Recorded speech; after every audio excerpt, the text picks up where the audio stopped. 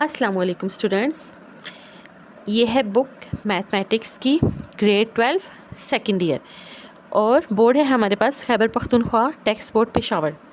इसका आज एक चैप्टर देखते हैं हम, डिफ्रेंशिएशन के बारे में। सबसे पहले आपको कुछ छोटे से रूल्स, बस इसके जो रूल्स हैं अगर आपको याद हो गए तो फिर आप पूरा चैप्टर आसानी से कर लेंगे। उसके लिए सबसे पहले हम देखते हैं, मैंने यहाँ पे कुछ रूल्स लिखे हैं।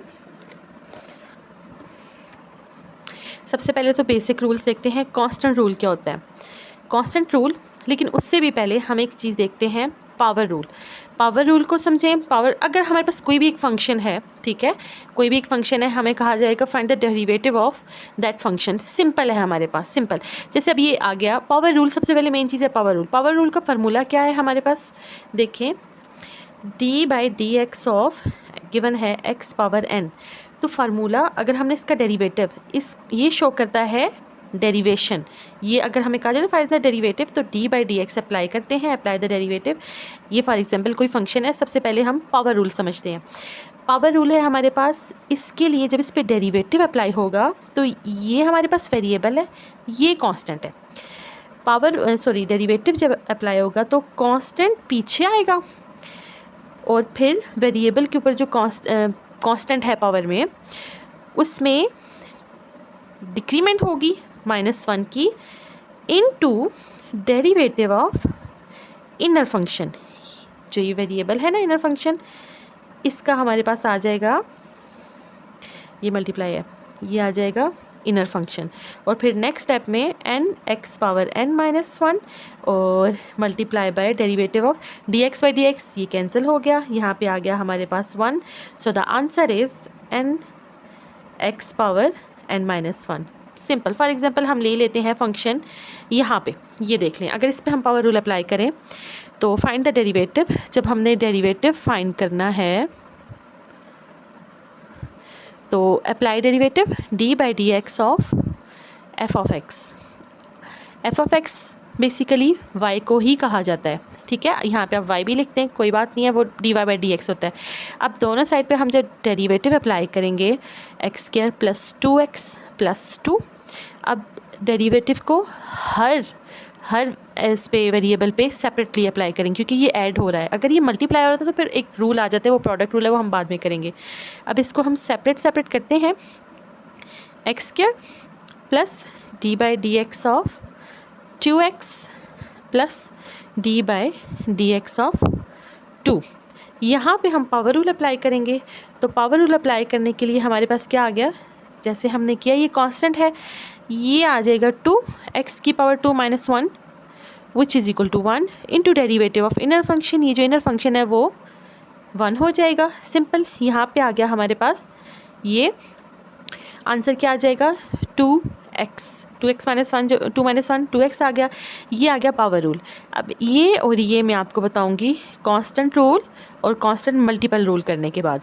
कांस्टेंट रूल क्या होता है कि अगर किसी कांस्टेंट पे डेरिवेटिव अप्लाई हो, कांस्टेंट पे अगर डेरिवेटिव अप्लाई होगा तो वो आ जाएगा डेरिवेटिव 0 के इक्वल।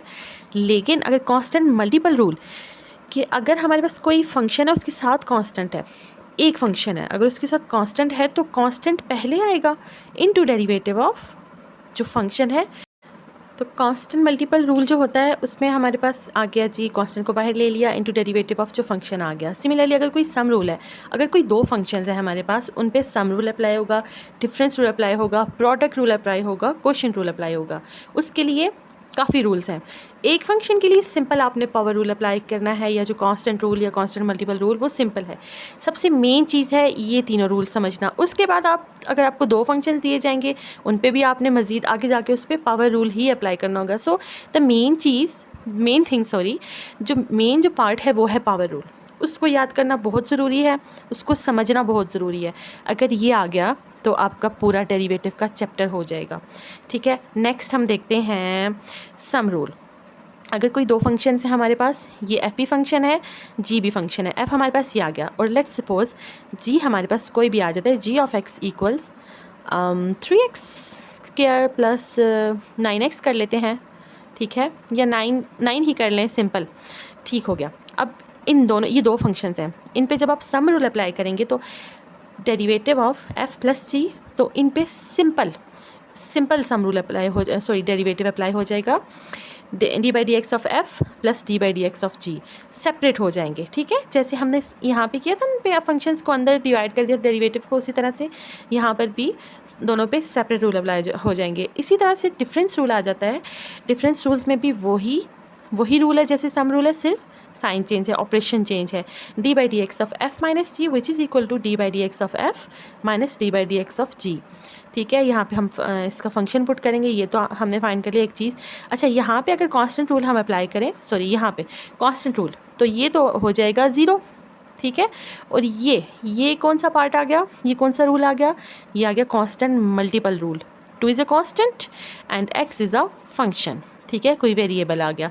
तो यहाँ पे आ जाएगा जी, इसका आंसर डेरिवेटिव आ जाएगा जस्ट सिंपल। इसका फंक्शन क्या है, x है ना, तो D by D X of X which is equal to just 1 D by D X of X, तो ये कैंसिल हो जाता है, तो सिर्फ 1 रह जाता है।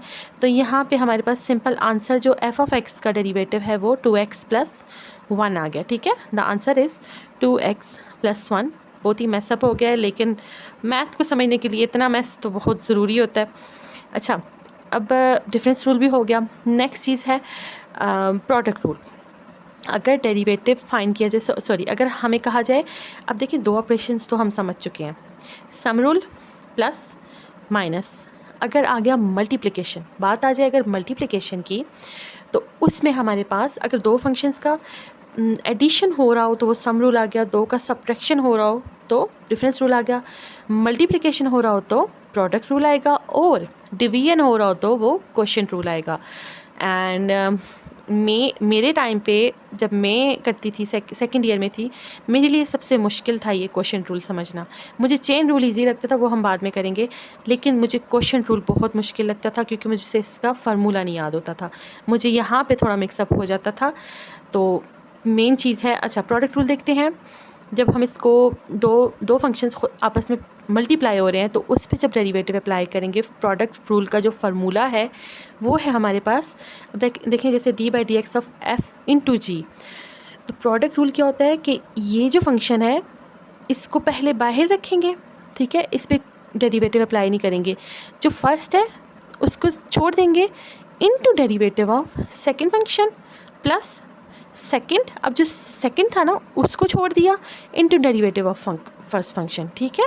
कि जब हम प्रोडक्ट रूल में 2 फंक्शंस में प्रोडक्ट रूल अप्लाई करते हैं तो पहला जो है पहले को ऐसे ही छोड़ दिया जाता है, और फिर उसके साथ जो दूसरा होता है उस पर डेरिवेटिव अप्लाई हो गया, और प्लस फिर दूसरे को ऐसे छोड़ा गया और फिर जो पहला है उस पर डेरिवेटिव अप्लाई हुआ, ठीक है। अब क्वोशिएंट रूल क्या आ जाता है, क्वोशिएंट रूल वही बात है, 4th ऑपरेशन डिवीजन वाला आ गया। तो उसमें क्या होगा जी, आपने याद रखना है जो जी है, जो नीचे वाला फंक्शन है उस पर आ गया स्क्वायर। अब जो नीचे वाला फंक्शन है ना उस पर तो स्क्वायर आ गया, अब हमने ऊपर इस नीचे वाले फंक्शन को एज इट इज़ छोड़ना है, डेरिवेटिव अप्लाई करना है जस्ट ऊपर वाले फंक्शन पे, ठीक है, पहले पॉइंट पे माइनस।